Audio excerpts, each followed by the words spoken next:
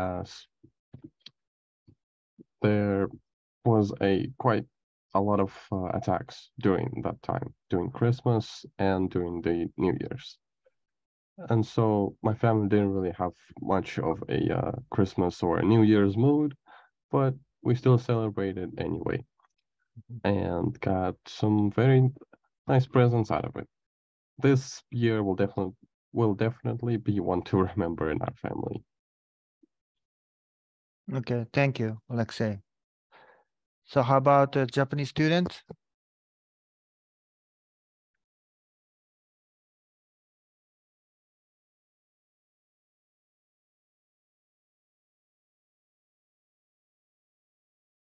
Doko, could you please? Okay.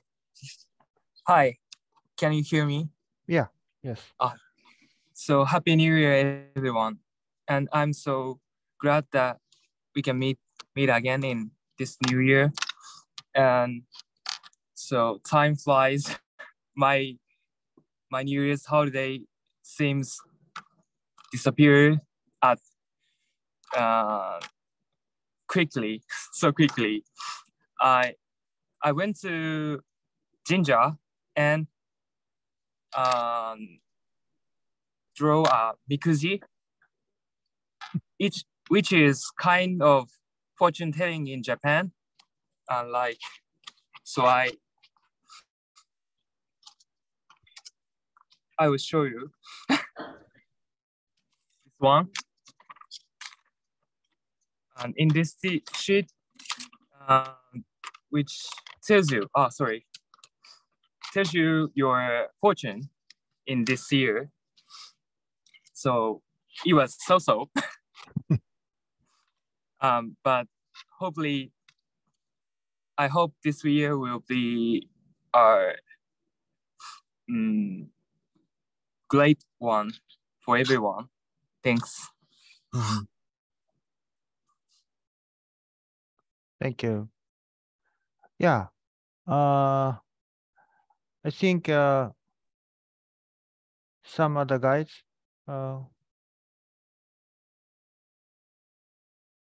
wants to talk about New Year's days or this year's hope.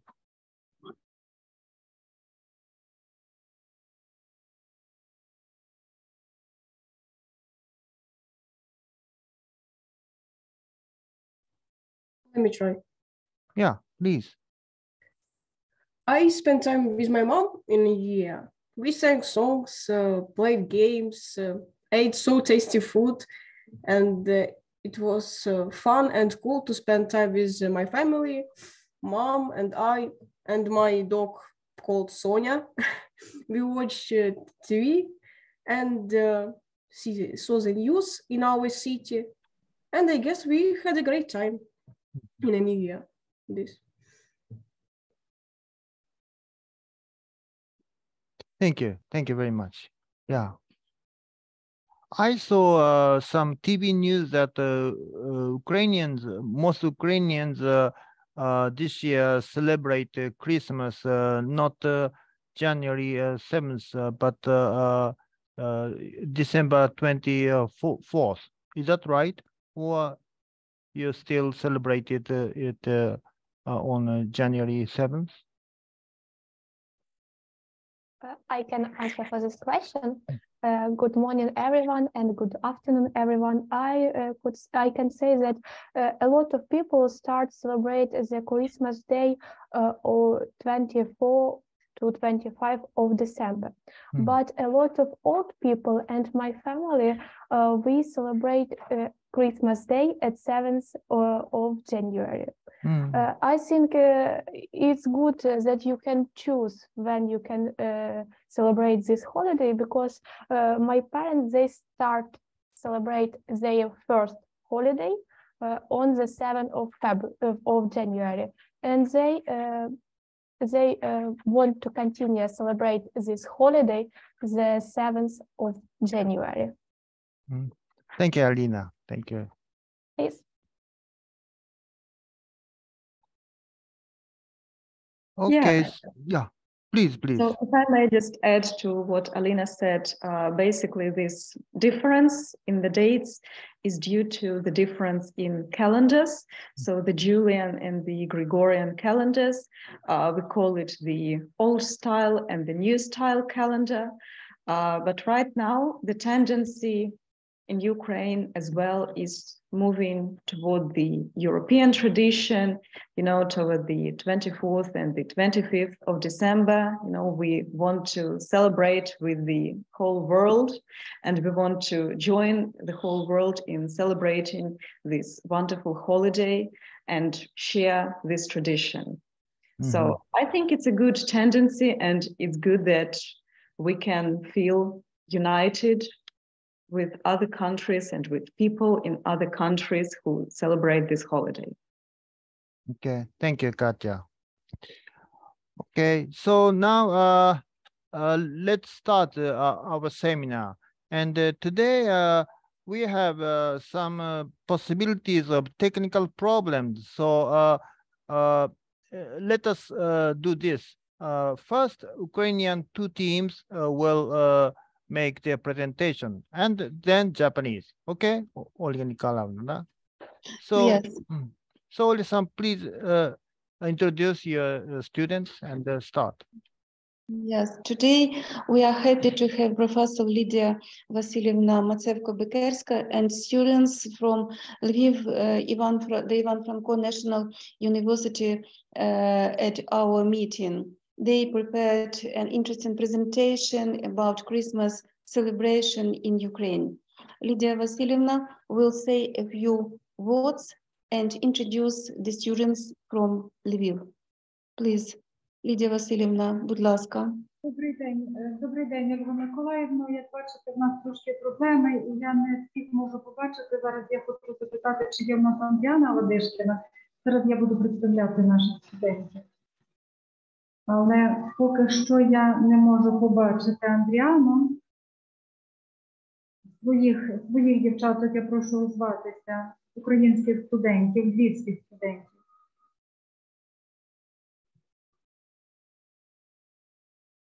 Зараз, одну секундочку, мусимо.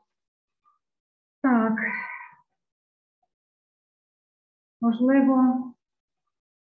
Можливо, є Марія Таценець. Марія, прошу озватися вас, якщо ви є. Yes, I'm here. My name is Maria Datsenets. I'm the Так, ви є, student Марія. in third year. Yeah. Марія, отже, я буду казати, ви перекладете. Гаразд? Бо Андріану я не бачу, тому прошу вас включитися. Шановний пане професоре, Мононака-сан, шановна Ольга Миколаївна, шановні студенти університету, міністранти університетів Сайтама, Полтавського національного педагогічного університету імені Короленка і Львівського університету імені Івана Франка. Dear Namakas Somo, dear Olga Nikolenko, and dear students from the university and Japan University and Poltava National University and Lviv National University.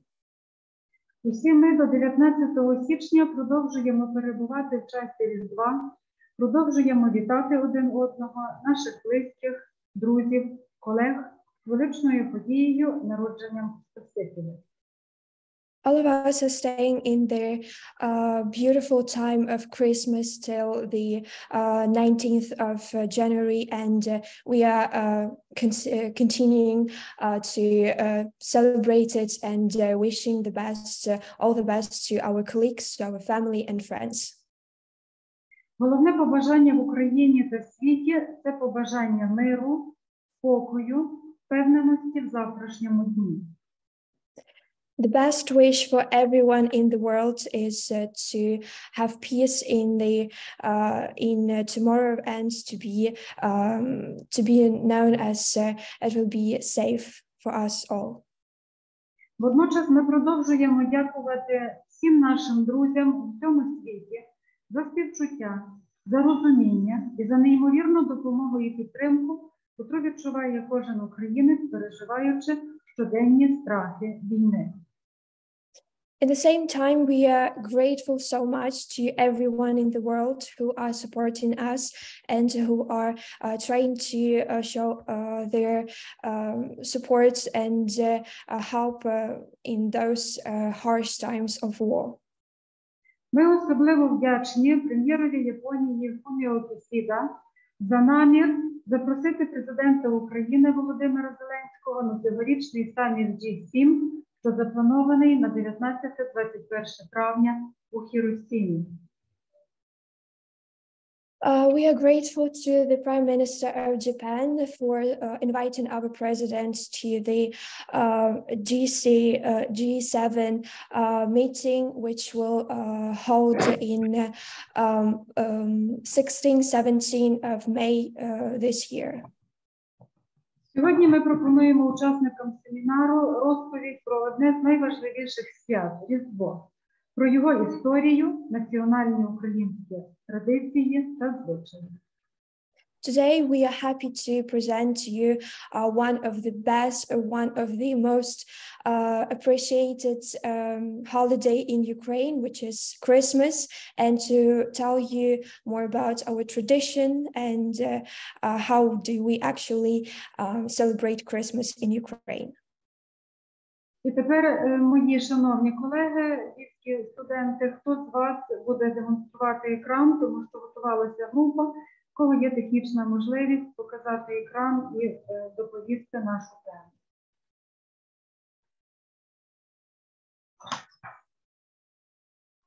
Будь ласка.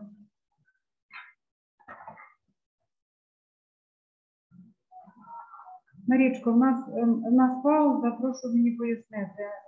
Хто зараз у нас? Є Іванків Владислава, Яремчук Антон, у нас є доповідачі. Андріану Аладешкіну я так і не бачу, тому є Андріана. Так, прошу, ми надаємо слово Андріані. Я перепрошую. Прошу.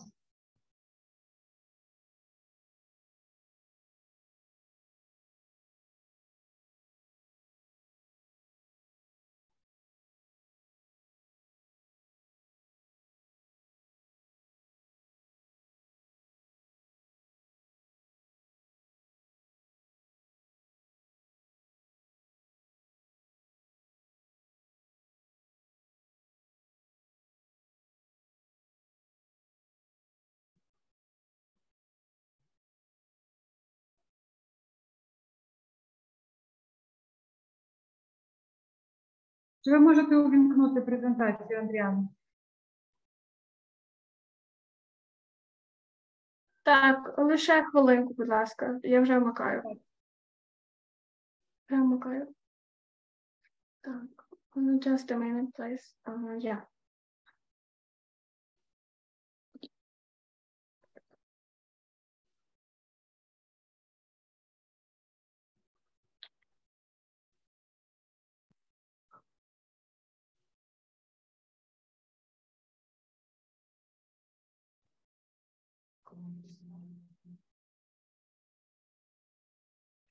So I guess we could start. Dear Professor Susumu Nonaka, dear dear Golenko, all the students and the other participants of the session, we are honored to know about such an essential holiday in Ukraine, Christmas, and especially how we celebrate it. You will like our presentation, and we will definitely find out something interesting. So, the content of the presentation. It's next slide. Thank you.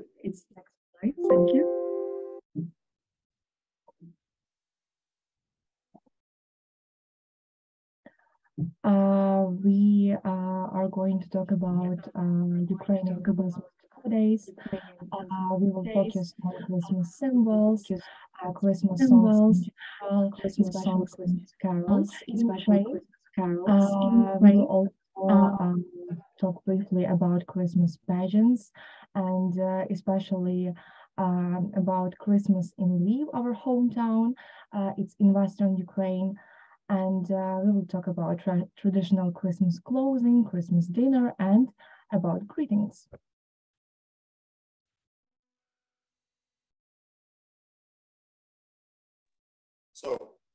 Christmas is one of the most favorite holidays of Ukrainians, as you already heard it, because it is an opportunity to relax, to spend time with family and enjoy delicious dishes.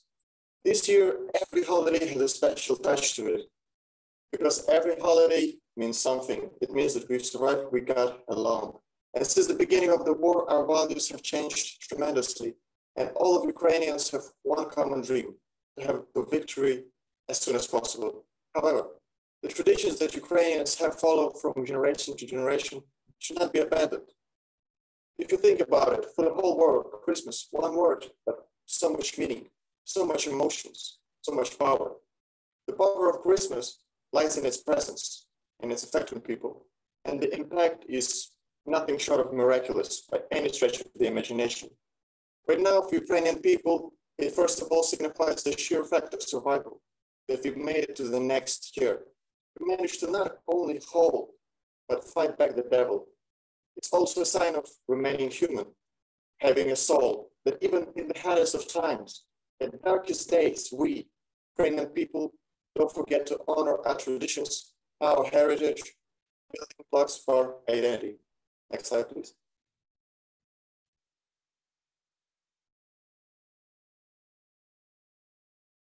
So, people may ask different questions during this wartime Christmas. Why celebrate at all? Why is it important? And some people are surely going to say that there's war outside, go and fight, or I don't know, do something for the war effort, like every single second must be spent on war. When in reality, it isn't. In reality, that's a foolish argument, as the power of such holiday cannot be underestimated. That's a recharge that all of us need. It gives us hope and the future to look forward to. Next slide. And especially for Ukraine, because for Ukraine, such holidays have always meant a lot.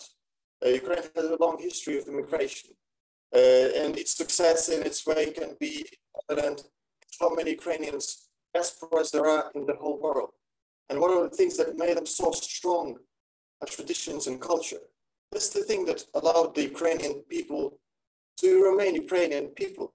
It's to celebrate, to have these little moments of peace and happiness in the foreign environment, to just live a little sometimes, even in such terrible conditions, even when you're just forgotten and abandoned among other people, just to kind of get in touch with your own self, with your own people.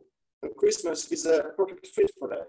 It's a national scale type of event that all of Ukrainians, despite their location, will celebrate.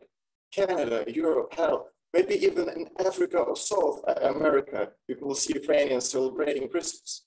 The liberating spirit of Christmas will spread its warmth to the whole world like a wildfire on a hot sunny day. Thank you.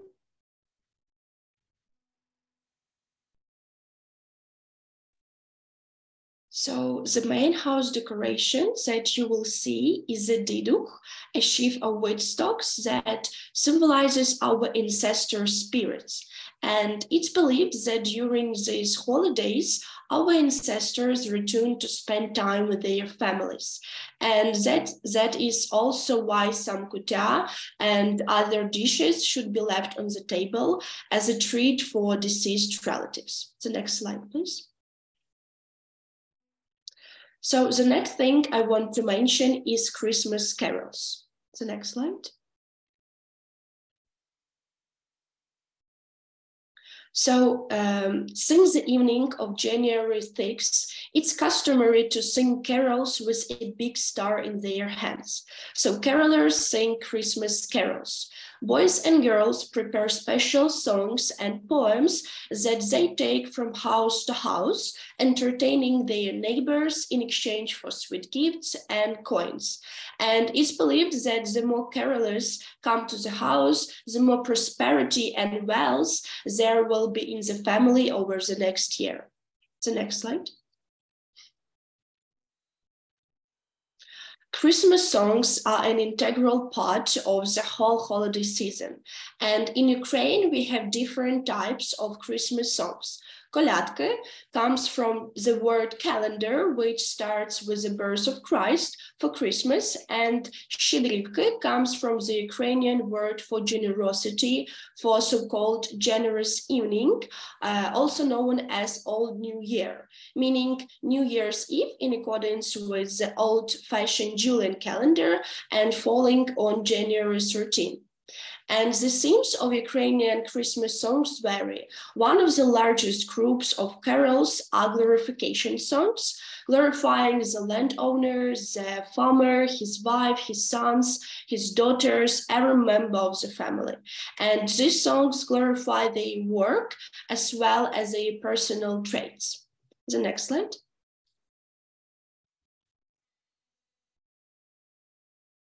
So, Vertep. Ukrainians have a tradition of presenting the Christmas pageant in the form of a traveling group of people who interpret the meaning of Christmas.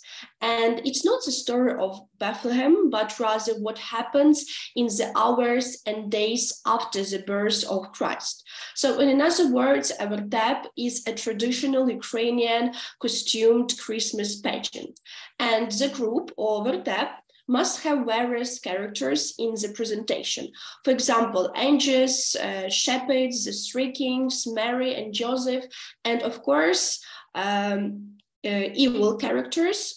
For example, death itself, the devil, and the people representing the evil in the world. And ideally, between 5 to 10 people are in the group, and some groups are larger. And the storyline is always the same, the conflict between good and evil in our souls. And thankfully, evil is always vanquished and the good always triumphs. And there is an opportunity to donate to the players. And of course, they sing a number of carols and promise to pray the very best of blessings and wishings on all they visit.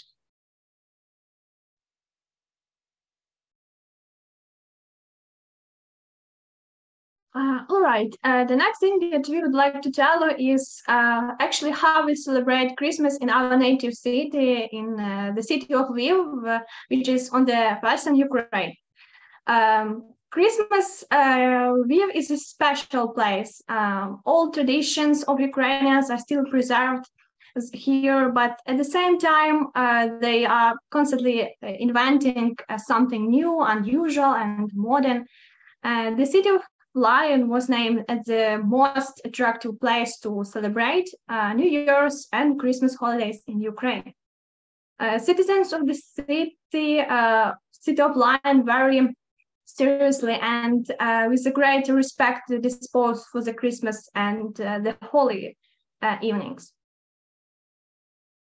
You may see the picture of some part of the city.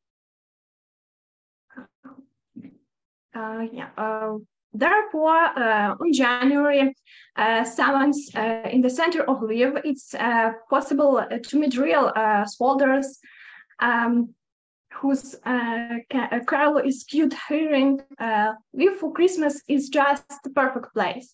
When the Christmas fair appears, the main on the Mars avenue of the city, Lviv begins to feel the true atmosphere of the Christmas and the New Year's holidays. And the fair opens in early December, busier than any other corner of the city, and immediately sets candy are spread around the center. Bright lights attract both tourists and local people. But such gifts for loved ones, as you can get here, you will get now here else. Also, you can drink some hot drinks. You can get warm at a price of approximately 50 hryvnias. Here they sell coffee, tea, mild wine, and even hot beer.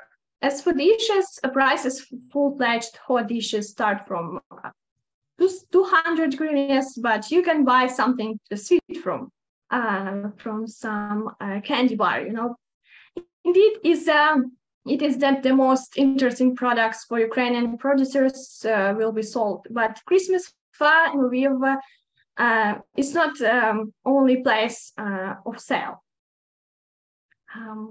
Okay, and of people, as you may see on the slide, groups of people all dressed in colorful traditional clothes scattered around in front of opera theater, singing passive carols, putting on their tap performances, and occasionally dropping into decorated coffee shops to sing even more.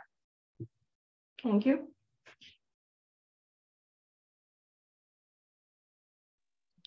Okay, and the next one we have traditional Ukrainian clothing. I would like to go on about that. Traditional Ukrainian apparel takes its roots in Kievan roots. Yeah, we can trace those roots back. It has many stylistic varieties, although has some similarities as well. Its look depends on the ethnographic region. Even though a homemade shirt made of homespun clothes has always constituted the basis for both male and female wardrobes.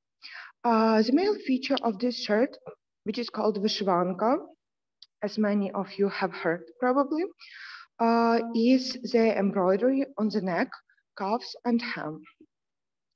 Western Ukrainian apparel reflected its Polish and Hungarian historical past and was distinguished by complex geometrical patterns. The richness of decorative elements like embroidery, weaving, and applique prevailed in the Carpathian region. However, the geometric ornamental motifs of rhombuses, triangles, and crosses were implemented in the multicolored embroidery with a predominance of red and black. The clothing was also decorated with colored beads, silver or gold thread, and metal elements. Hutus, which are an ethnic group of Ukrainians that inhabited the Carpathian Mountains, decorated the bottom edge of trousers with embroidery from the inside bottom edge of trousers, yellow and green woolen threads, and they folded it upwards. Now we would like to show you the video from the museum about Ukrainian clothing. Next slide, please, and video. They are dresses of different styles and colors. Our great-grandmothers wore them on weekdays and holidays. Experts say that an embroidered dress or blouse could tell a lot about its owner. Ukrainian embroidery is not just a dress or a blouse, it's a whole coded world. Some items are even made in the 3D format. For example, Vishnovankas from Borshchevsky, a district in Ternopil region, are embroidered with black thread. There is a reason for that. 5 centuries ago, Turkish raids caused many men to die there. After that, women wore clothes to mourn their loss every holiday. These kinds of shirts are embroidered up until the 20s and 30s of the 20th century. After that, women added bright colored woolen threads to the embroidery. This time we decided to pay close attention to the aesthetics and symbolism of the coded information, the one that the shirt carries in its embroidery. The fact that you wouldn't find any explanations about the embroidery is not accidental. It was done intentionally to force visitors to admire and become interested and involved. Anna became very interested. She is an amateur in embroidery. She came to the exhibition with her family. She says she is going to learn all the peculiarities of the ancient embroidery at home. She now shares the characteristics of embroidering techniques of the different regions of Ukraine. You can see Polisia. It is represented by red or white flowers, and the embroidery has the particular stitches. If you take a look at the Vishnovanka from Poltava, there is also a certain set of stitches and colors too. The colors are calmer, white, gray, brown, blue. Such a complex technique of embroidery, and especially the canvas on which the drawings are made, are hard to find these days, says Anna. Modern shirts and dresses in general are embroidered in crosses. The priority is given to the colorful flowers, poppies, and camomiles. But experts believe that the real art can only be seen at exhibitions or in your grandmother's wardrobe. Yes, that was the video. Now you can see some elements of traditional Ukrainian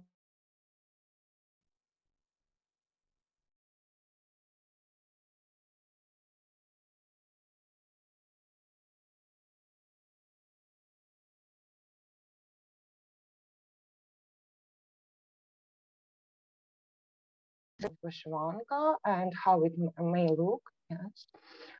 Then you can see the coat, like type of a jacket, yes, and it's called sardak, and it was and is typically worn in Western Ukraine.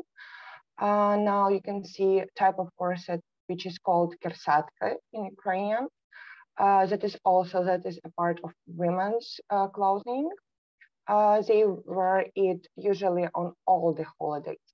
And an important part is a girdle. Yeah, as you can see, it's beautifully decorated and it's an important part. That's about it. Now let's move on to the next slide. So Christmas, so one of the oldest Christmas tradition of the Ukrainian people is the Christmas dinner. It is typically had on January the 6th. As usual, there should be 12 fasting meals on the table on this day, prepared without butter, milk, eggs, sour cream, and meat. So as you would now say, it's vegan. And why is it exactly 12 and not 5, 10, or 13? According to one of the versions, the number 12 is the number of the sun worshipped by our ancestors. Still, according to ancient Christmas traditions, this is a symbol of the 12 apostles of Christ. So we purposely figure out why each of the 12 dishes is so important and meaningful.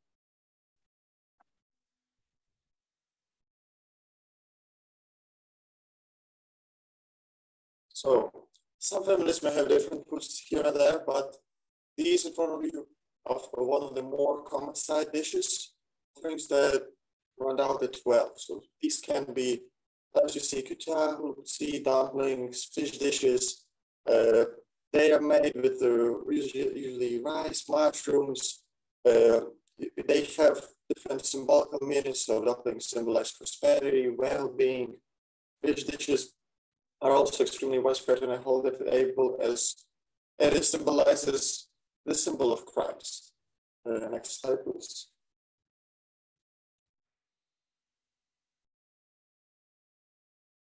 And I would, well, sides are changing. I could also add there are much more dishes. There are such pyrishkis or cabbage buns. You have mushroom soup. You have borscht. You have kolache, which is a braided bread that basically goes like this, and it's made in 3 rings on top of each other to also has a symbolic meaning. A symbolic meaning of Holy Trinity. You have mushrooms and peas. You have dried fruits. Dried fruits compote. So you have mushrooms and gravy as a side dish, and also beans and all kinds of different stuff. So I mean, you could say that it's a table for the whole family, and another one on top of it. So maybe I could get the next slide.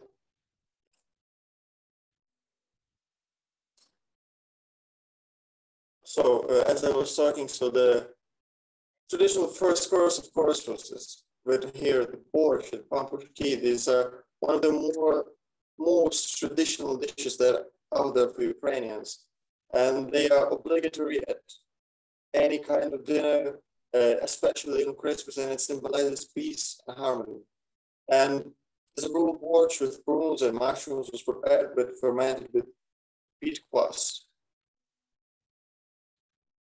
And the pampushki itself are small buns that are made of yeast, dough pressed on wheat flour, and for the festive Christmas table, they are prepared in a special way.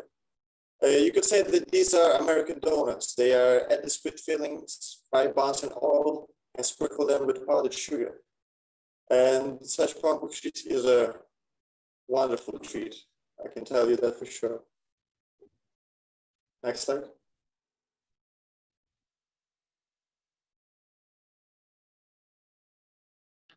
All right. There is something to say about Ukrainian Christmas greetings because they are really unique. In Ukrainian, Happy or Merry Christmas is Веселого Різдва, Веселого Різдва, Merry Christmas, or Христос рождається, Chris is born. Let me tell you about nowadays situation, nowadays Christmas in Ukraine. This year, Ukrainians celebrated Christmas and the New Year against the black backdrop of a full-scale Russian invasion, constant shelling, and blackouts. Many of Ukrainians celebrated 2023 at the front, couldn't be with their relatives during these holidays. Millions of Ukrainians celebrated Christmas in refugee status. You know, in those hard times, a bunch of people weren't sure how to celebrate winter holidays and whether that was all right to make some preparations, because how can you celebrate Christmas and make some parties while there is a war going on in your country? However, then they say to themselves, I have the right to live, and the war are now on the front lines, so that I can live now, live. When we live life to the fullest, we can be useful and we can give other people the opportunity to live better, whatever it takes. This war is not responsibility of the one, but helping one or more people within our power. It's our responsibility, and we can do it. Therefore, thanks to our brave soldiers, we had the opportunity to celebrate Christmas peacefully, and we are quite sure that soon peace will come to our land. The Ukrainians also wanted to bring a piece of Christmas spirit to their soldiers, so that we gave them Christmas dishes, postcards, candles, etc.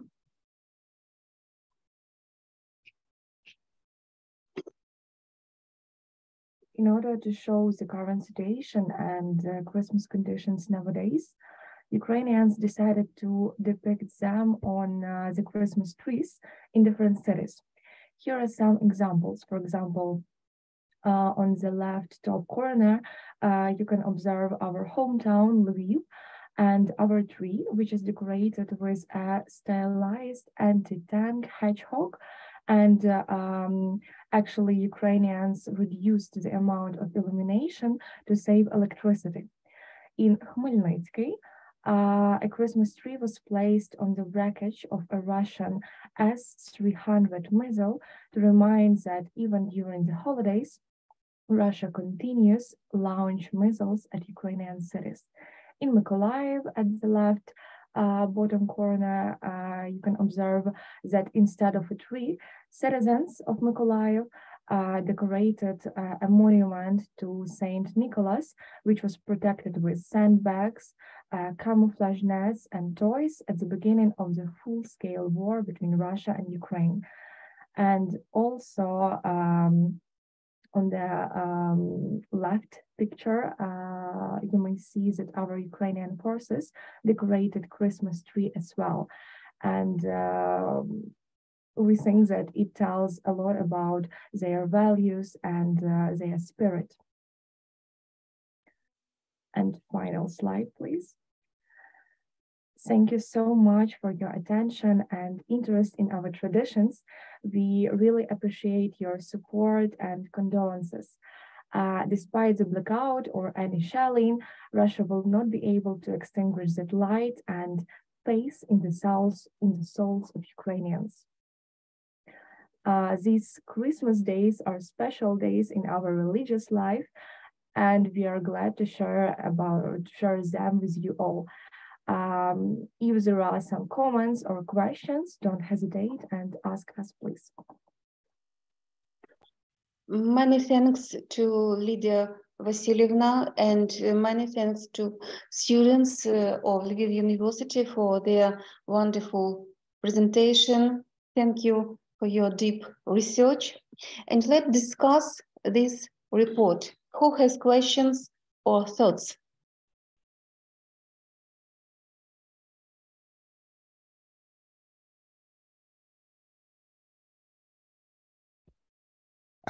It's okay. I have a question. Please, please. Oh, thank you. My name is Masanori Masuda. Thank you for about Merry Christmas. I have a question. In Ukraine, in Christmas, do you have a cabbage roll?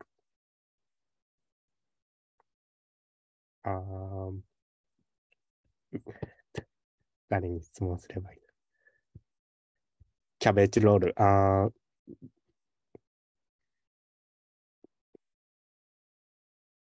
Can you hear me? Yes, it's a traditional dish. Cabbage rolls in Ukrainian it's called holubtsi. You can remember it that way. It's a very common spread dish that usually it's also made on Christmas. ウクライナスタイルキャベツロール。What sauce?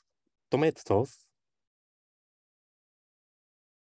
I mean, you have mushroom sauce usually used, but I mean, I guess you can get creative, but usually it's mushroom sauce.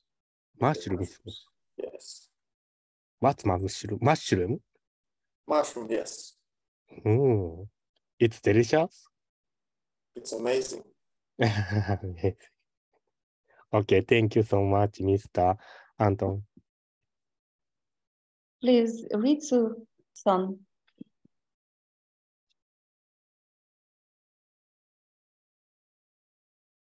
Can you hear me? Thank you. Thank you for the wonderful presentation. And it's just my comments, not question. My family and the families around me do not sing Christmas carols, so it was interesting to learn about Christmas in Ukraine, where Christmas carols are very important. In Japan, when Christmas is coming, Japanese Christmas themed songs often played on TV or radio, and I can feel Christmas with them. Thank you. Thank you. Thank you, Lena. Lena, please. Yes, thank you for giving me the word, and thank you to the students of Lviv University for preparing such an evoking presentation about Christmas. And a special thank you for pictures and beautiful and delicious pictures of food that we've been missing. Actually, probably something that really surprised me is that Masuda-san's question about holubtsi, about cabbage rolls, because we have managed to find them here in Japan, and this was very delicious.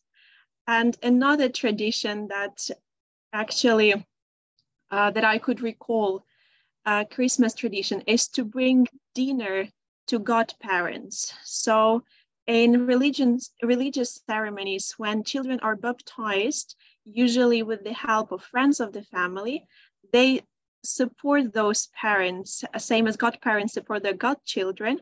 And for Christmas, they visit each other. So I just recall how beautiful it felt to give homemade food to my godparents and perform Christmas carols in front of them, and then receive presents or look for them under the Christmas tree.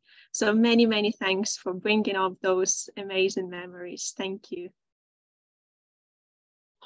Thank you, Lena. And now I would like to introduce a group of students from Poltava National Pedagogical University who prepared a report about their holiday Ivana Kupala.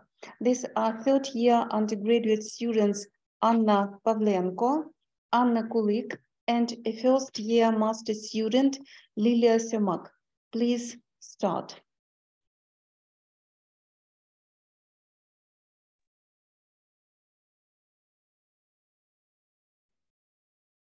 Good morning, everyone.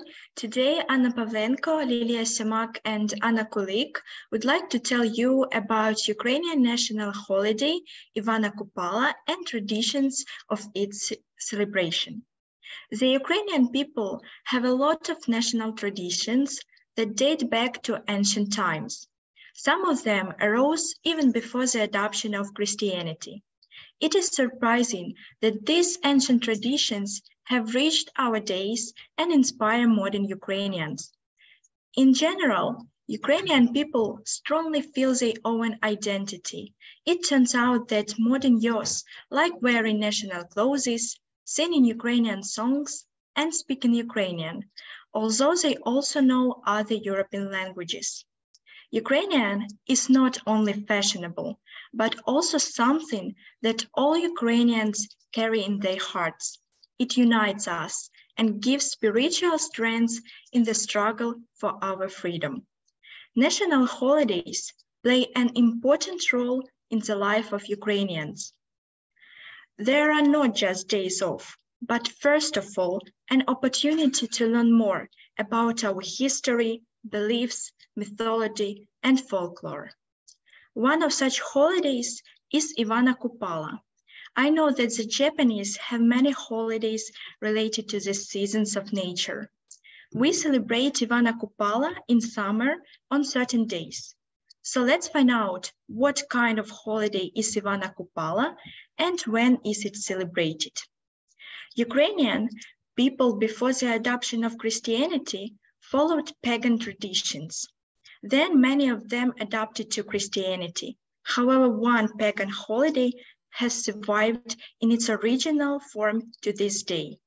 Ivana Kupala is celebrated on the night from 6th to 7th of July, but historically, the holiday was celebrated on the day of the summer solstice. This holiday symbolizes the birth of the summer sun. It was called Kupala. Who is Kupala? According to one version, the name of the holiday comes from the word base. According to another, Kupala was called the god of flowers and earthly gifts. According to the beliefs of ancient Ukrainians, on the night from 6th to 7th of July, all evil spirits come out of the underworld into the world of the living and wander among people. Therefore, on this day, or rather on the night from 6th to 7th of July, the ancient Slavs burned bonfires, the pure fire of which could scare away evil spirits. Bonfires were lit as a rule near water basins, so the water and fire helped to purify from evil spirits. In addition, only on this magical night, the fern flower blooms. It is a mythical flower. No one has ever seen it. No one knows what it really looks like. But in ancient times, Ukrainians believed that the one who finds a fern flower will be happy in love. Also, we would like to ask the Japanese students some questions. You can answer in the chat.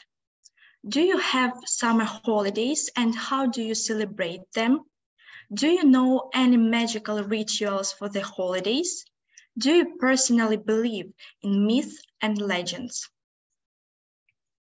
By the way, the celebration of Ivana Kupala holiday has now been restored in Mykola Hohol National Museum.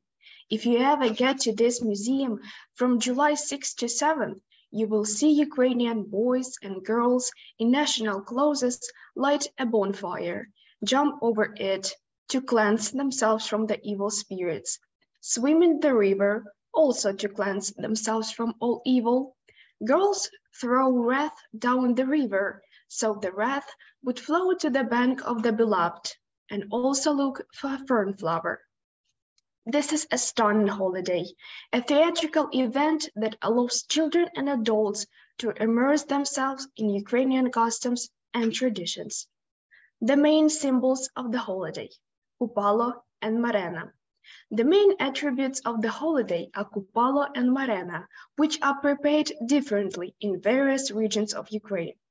In central regions of Ukraine, people made an effigy of Marena, a goddess of the winter who exhausted the earth and sent diseases and troubles on humans, and Kupala, a god of flowers, of straw or sticks and burned it on the fire. Sometimes they threw the effigies in the water, a bonfire.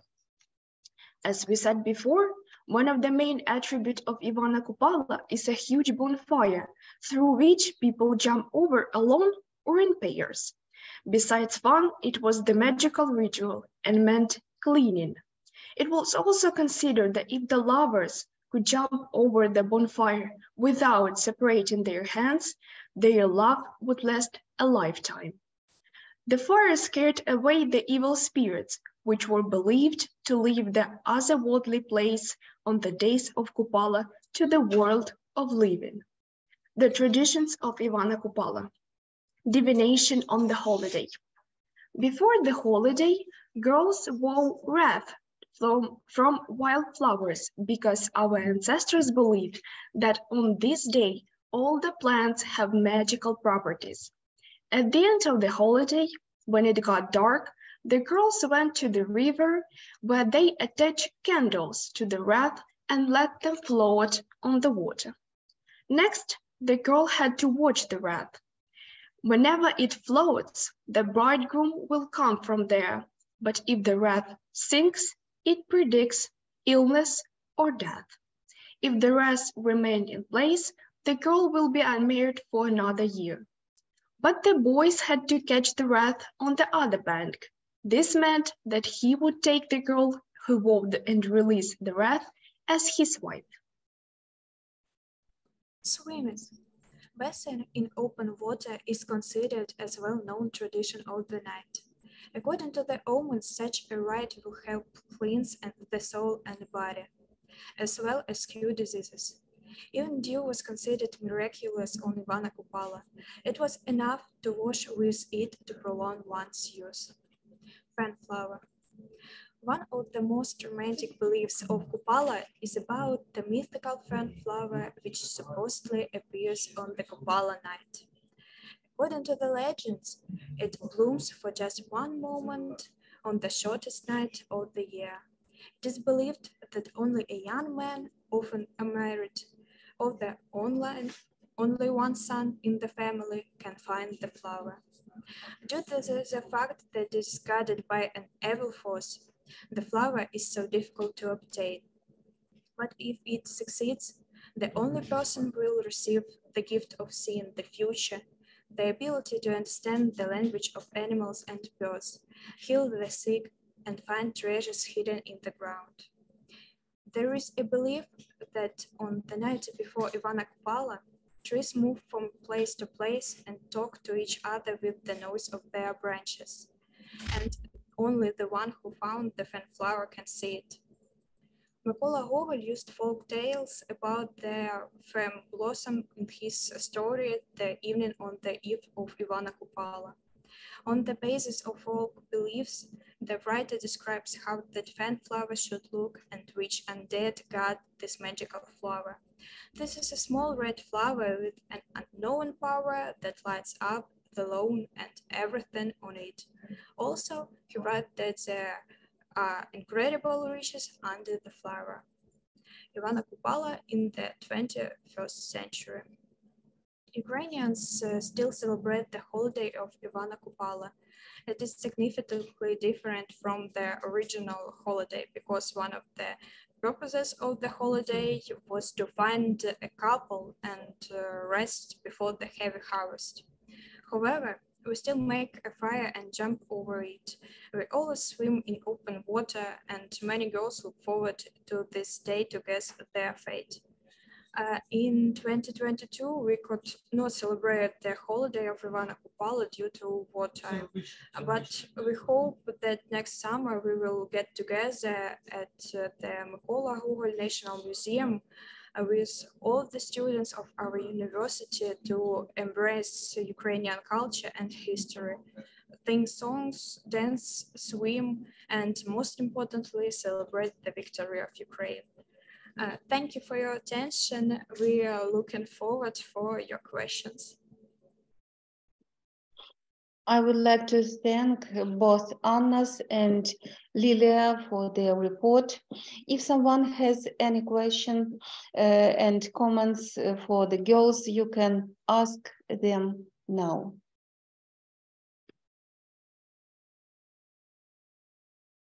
Yeah, we can see the question from Susumuna Kasasan. He asked about if only girls can guess their fate. Yes, I don't know why, but historically, girls were more interested in their fate, in their future husband, or whenever they going to move. So I don't know. I never met any divinations for the boys. So yes, thank you for your question. Okay, thank you. So boys shouldn't guess their fates. Okay. So please ask your questions, Japanese students, Saitama. Can I ask? Can I answer the questions? Okay, Yes, of so course. in the presentations, you guys have asked that, do you have any summer holiday on Japanese in Japan? So I will answer. So for Japanese summer holiday, I came up with a holiday called Obon.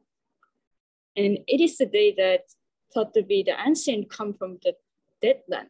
So many people prepare for their coming and also visit the grave. So maybe you can remember it and you can search it in the after. Yeah. Thank you. We also have a similar holiday, but with different traditions, but yeah. Thank you for your presentation. It was great.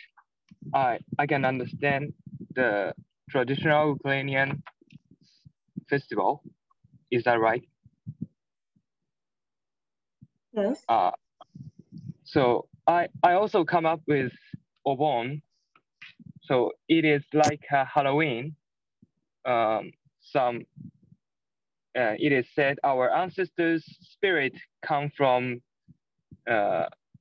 into real world, and in some traditional Japanese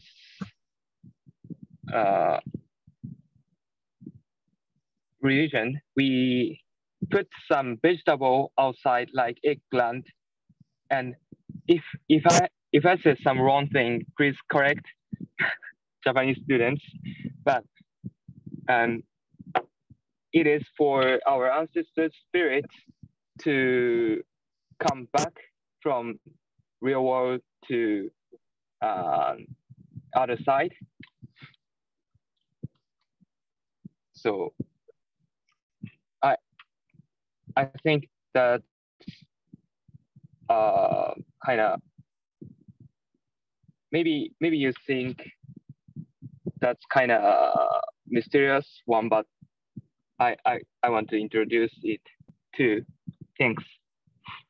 Thank you.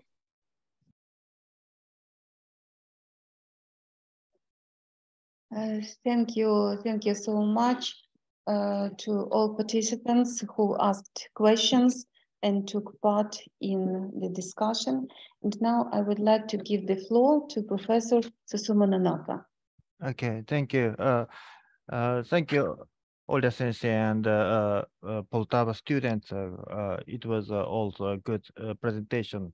Okay, so now let Saitama students make their presentations. First, who will be the first? Which team? Well, okay. So please start.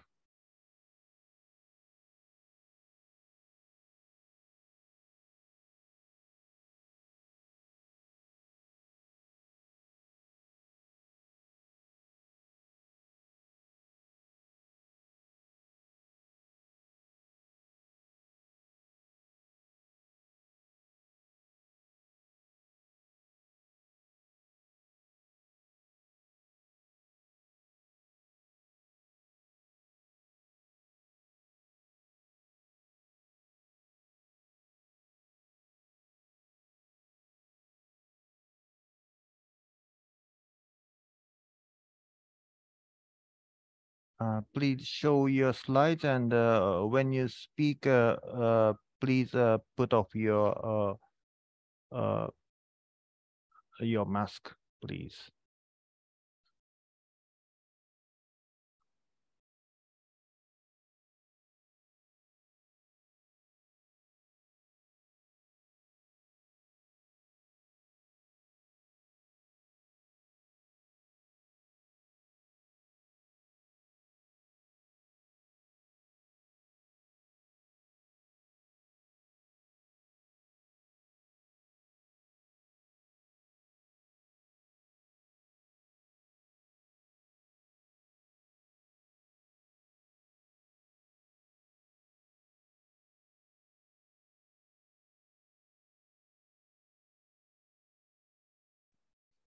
Sorry, we are almost ready.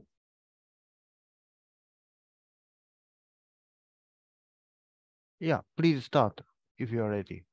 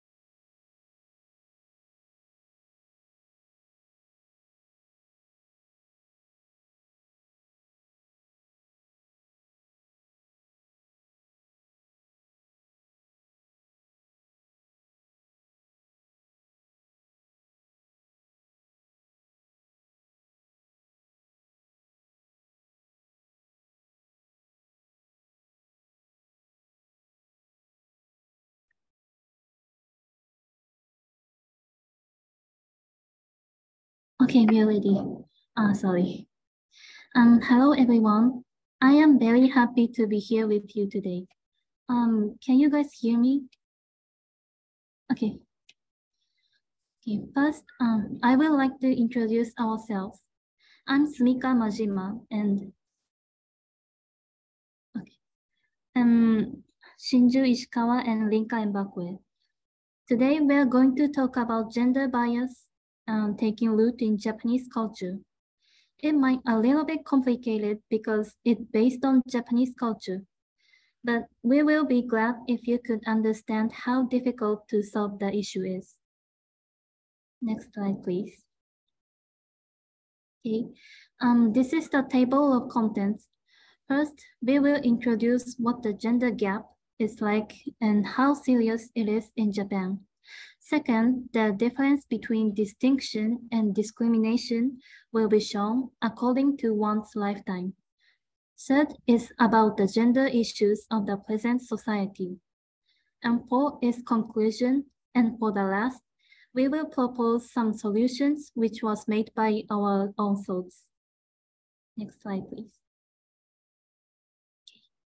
The gender gap in Japan is a serious problem. In the world ranking, Japan is placed in 116th out of 146 countries. It is the lowest rank in G7. As you can see in the graph in the right, political empowerment is especially serious than the global average. It means that gender issues are not fully supported by Japanese government. Next slide, please. Then, why does it happen in Japan? And what is the reason? It is because of the gender discrimination exists in Japan, which is peculiar to this country. It's still today serious because it's based on Japanese history and culture. To be more specific, we do have cultural values, depends on gender, and it is cultivated in daily life. Sexism in Japan is a mixture of distinction and discrimination, and we regard it as natural. To tell how mixed it is, in the United States, it is illegal to underestimate workers by gender. This came true by great efforts by groups of women's rights movement. But in Japan, such a thing is not particularly done. It exists so natural that everyone doesn't notice. So it's not easy to solve this issue.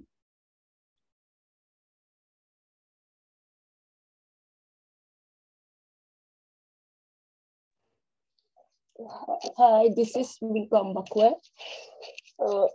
It is taken for granted in Japan that male and female are treated differently. How serious is the problem? Actually, we do experience this from even when we were babies. When a boy was born, he will be wrapped in blue blankets. If a girl was born, she will wear pink blanket like this picture. Next, please.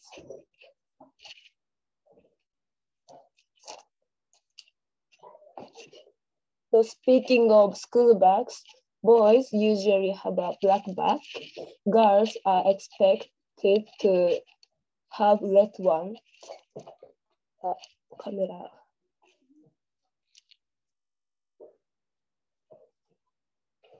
So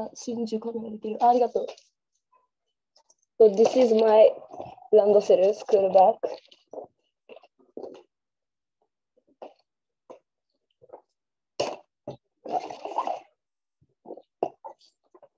Like this.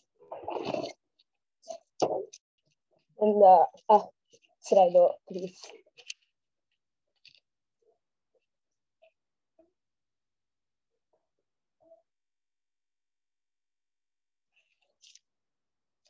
Thank you.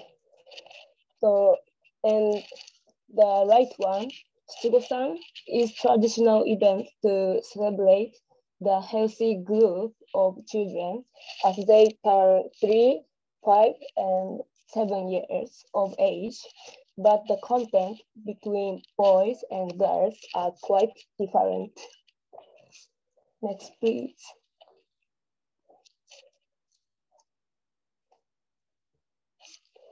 So we do have gender bias from childhood, and it continues to adulthood without noticing. Perspective on marriage is peculiar to Japan. Only females have to polish their cooking skills, sewing skills, etc. to prepare for a married life. And husbands are often bossy. They believe they are the boss in the house. In English-speaking countries or other countries, it is common for husbands and wives to cooperate in housework and childcare. So this is quite strange culture of our country.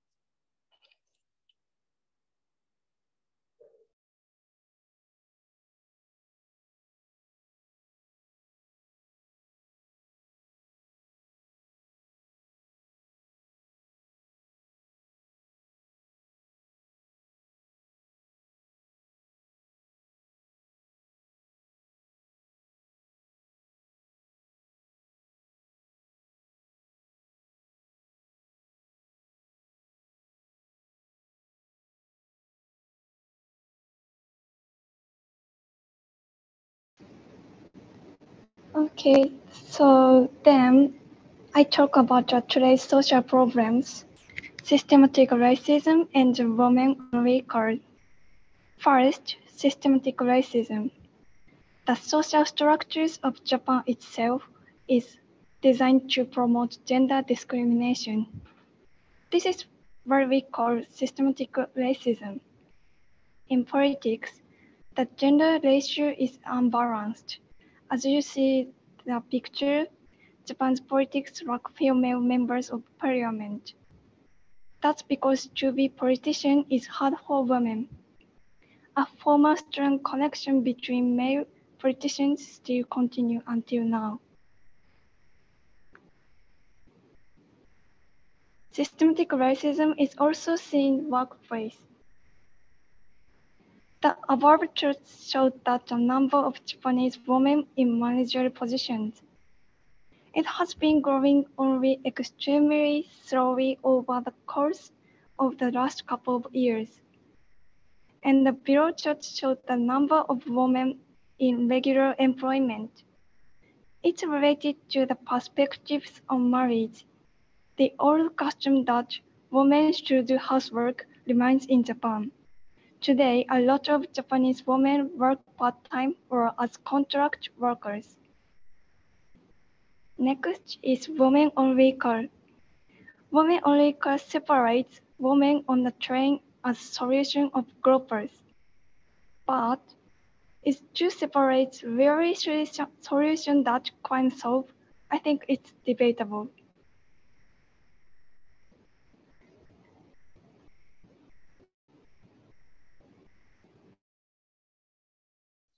Okay, in conclusion, we can say that sexual discrimination in Japan is taking root in Japanese culture.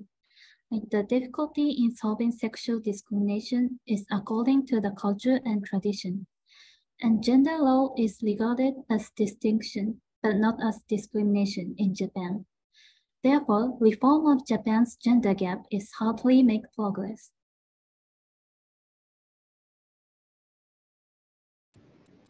Okay. Thank you very much. So please. Sorry. In this way, these problems are unique to Japan, but how we can solve them? We put forward two proposals. Firstly, we can suggest that we can suggest reforms from above.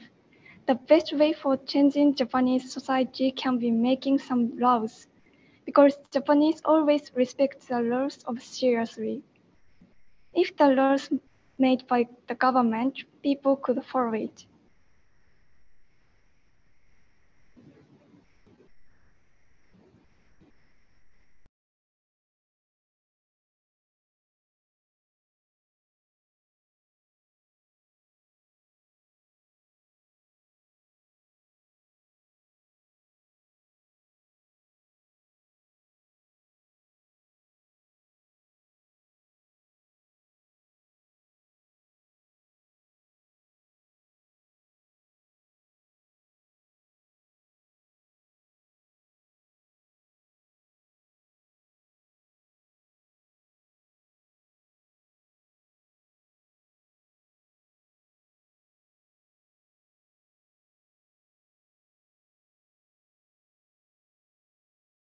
The one more solution is to unite for change, like reforms from below. Like everyone, including men, should notice this unconscious discrimination and unite is the most important thing. In conclusion, discrimination is not simple. Sorry.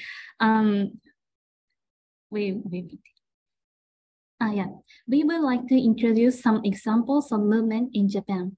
As you can see in the top image, the Kutu movement is one of the biggest one.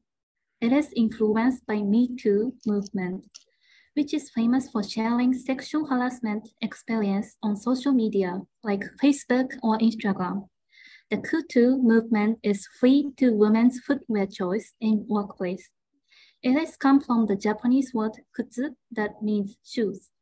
Before there was a norm, women should wear heels in the workplace, but a lot of women suffered from pain in their foot. And many women post about their damage and claim change in society. Below is the picture of Women's March in Tokyo. Even today, many women are eager to contribute to improve women's rights.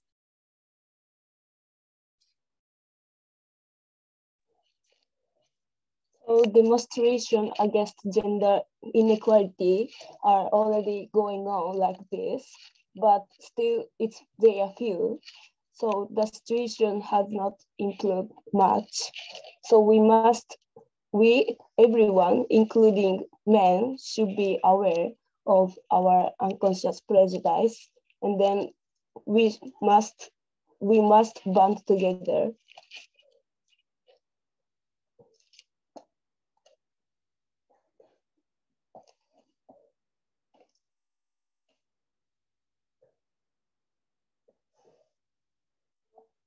So as we mentioned earlier,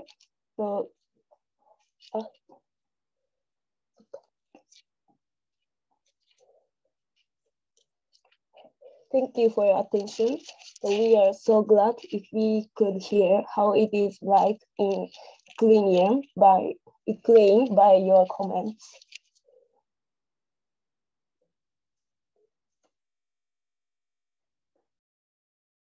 Okay, so is that all? Thank you very much. Maybe you have a lot of questions and comments, but today, yeah, yeah. But sorry, but we don't have. I'm afraid we don't have enough time. So let us proceed straight to you the next presentation, and then let's see. We shall have your comments. Okay. So could you start?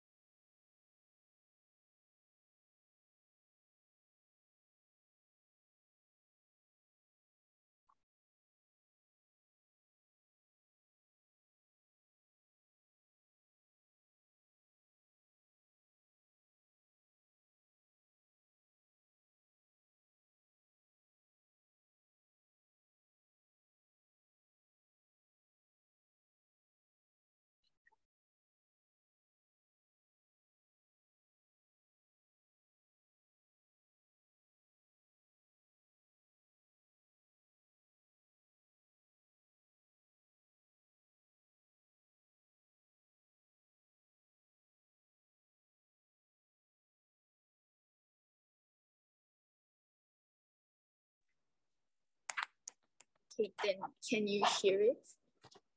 Okay, okay. Then, okay, then before for the presentations, I want to introduce our presentation members. So I am Nanami Tsuzuki. I'm Haruka Ikeda.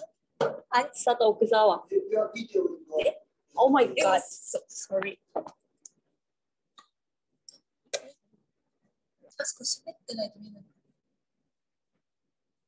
Can you sit? Sorry, okay. Then I'm Nanami Tsuzuki. I'm Haruka Ikeda. I'm Sato Okuzawa. Okay, so sorry. So we will start our presentations. And our theme is relation between oshikatsu and Japanese religious views. So we have the 6 contents. First, what is oshi and oshikatsu? And second, how and why oshikatsu is popular in Japan?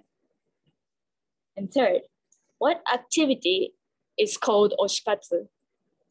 And fourth, the word that used at oshikatsu. And fifth, Japanese religious views. And finally, we move to the conclusion.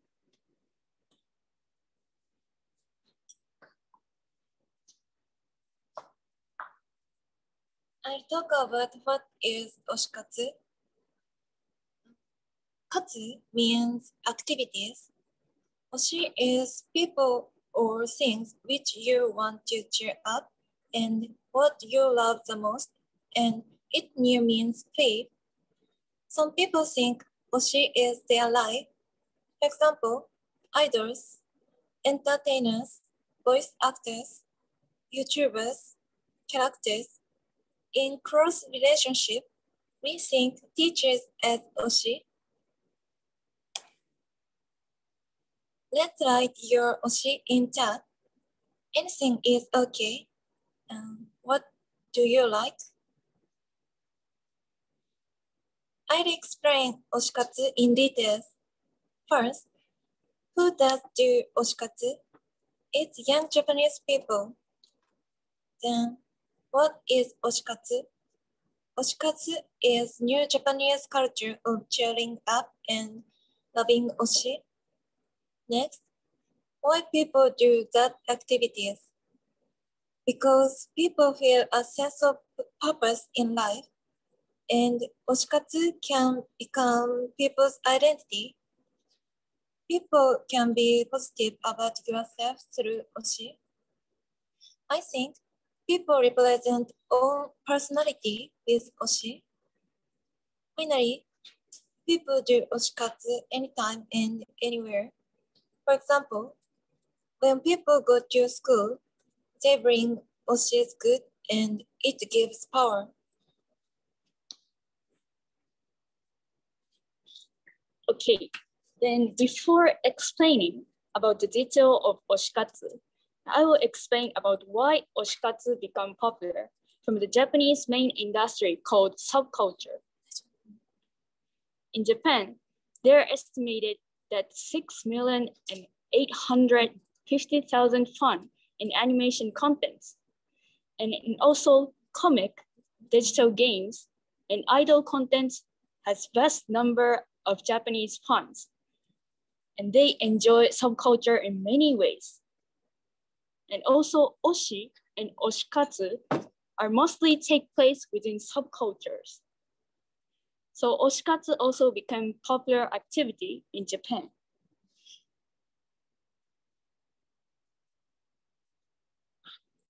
Then, what is popular contents at oshikatsu?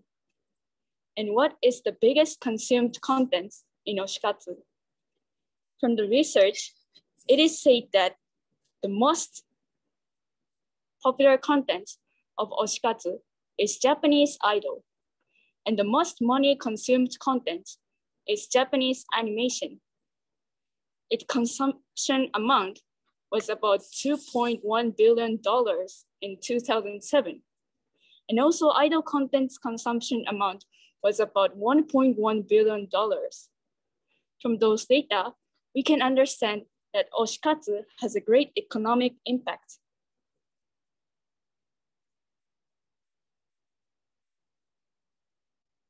Then who is the main generation of oshikatsu? We can answer that young women will be the main generations. From the research, it is said that young generations are likely to do oshikatsu, but especially young women have high percentage for enjoying oshikatsu.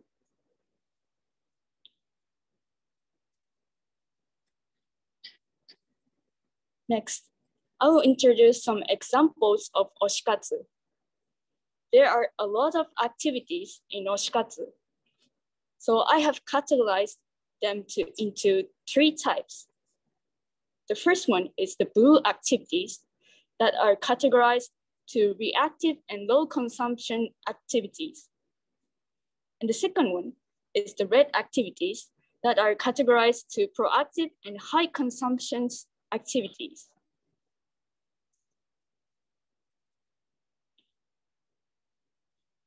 And the third one is the purple activities that are categorized to the creative activities.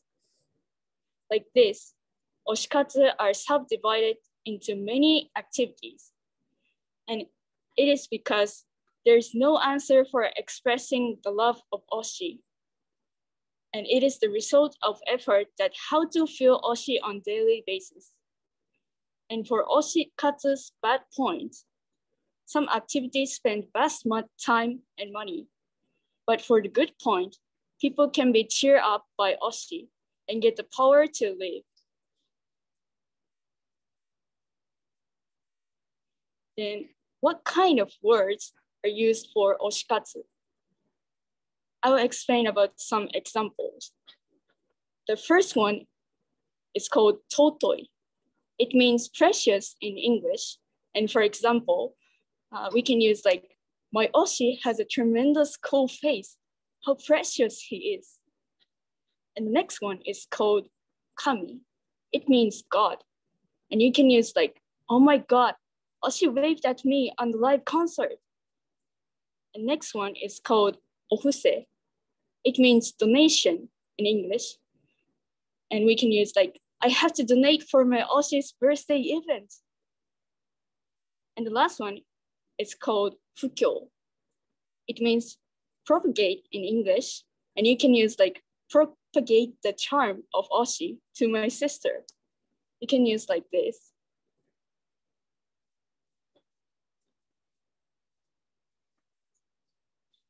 As you can see, expressions of oshikatsu is used religious words. I'll introduce oshikatsu's religious behavior.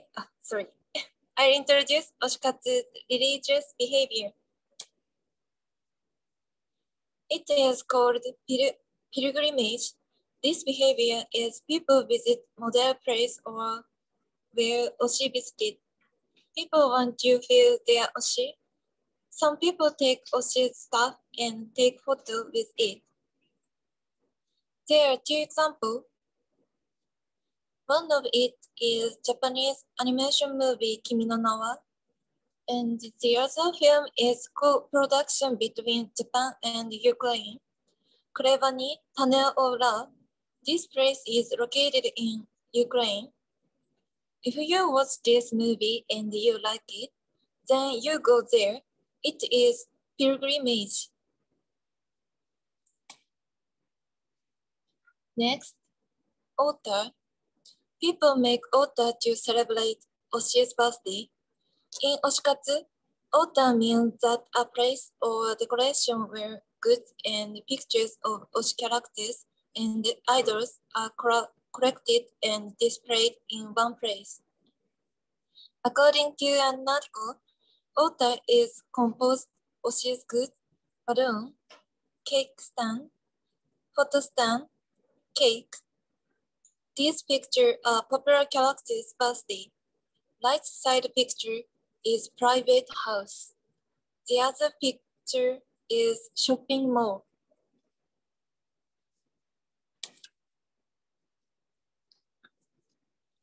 Then, why young Japanese worship Oshi like a religion? Religions such as Christianity consider it taboo to use the word God carelessly. However, young Japanese casually refer to Oshi as God and worship them.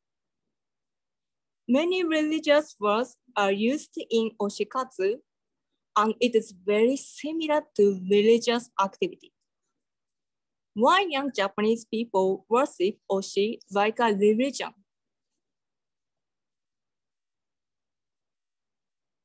We think that the cause might be related to the concept of animism, the idea that all phenomena and things have spirits, which has existed in Japan since ancient times. In Japan, it is said that gods reside in everything, including nature, truth, and words. That is because natural disasters have been common in Japan since ancient times. For example, earthquake, tsunami, flood. Ancient Japanese worshipped nature with awe. So Japanese have come to believe in various gods. Next, from animism to Shinto.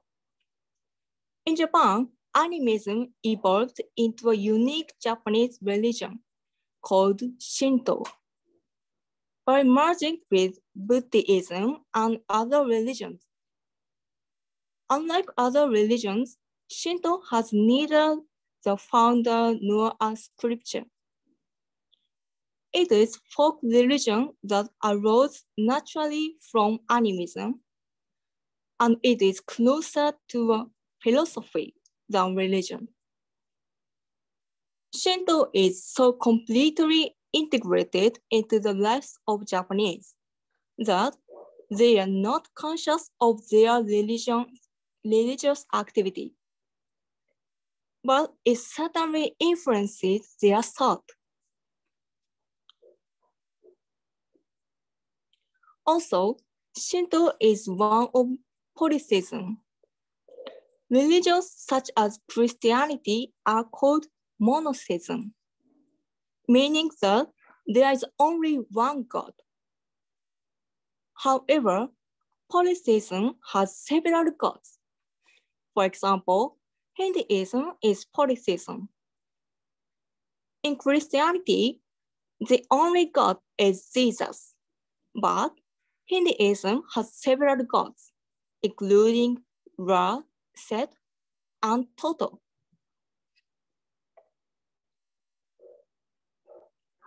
The relationship polytheism and Oshikatsu.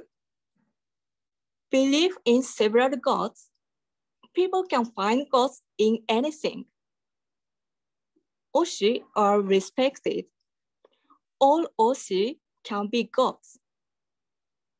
People worship Oshi as gods. Oshikatsu become like religious activity.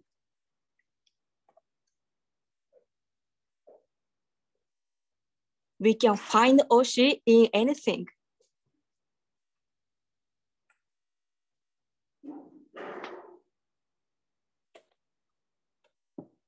In conclusion, Oshikatsu is one of new Japanese culture. It is high amount consumption content.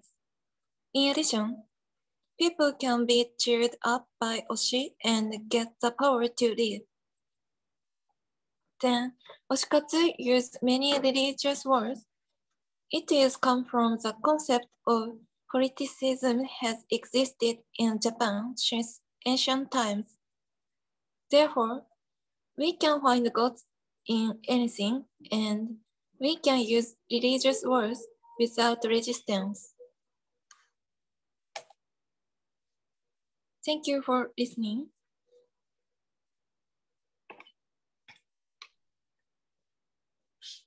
Let's look at chat. We want to know about your Oshi. Please someone tell us.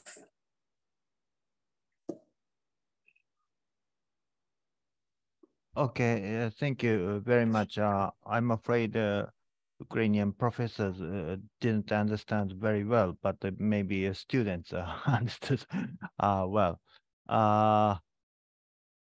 Perhaps how shall we do it? I'm afraid we don't have many time today, so maybe on the 31st, Olya-san, yeah. Yes, I agree. Yeah, on Yes, I do. 31st January, the last session, we will have a free discussion time. So maybe you can ask questions about Japanese society, okay?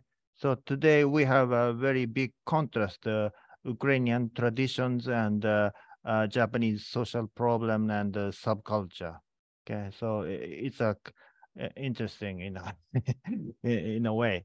Okay, so yeah, Lydia Vasilievna, thank you very much for a comment. And I'm sorry, but we are running out of time, so we are ending.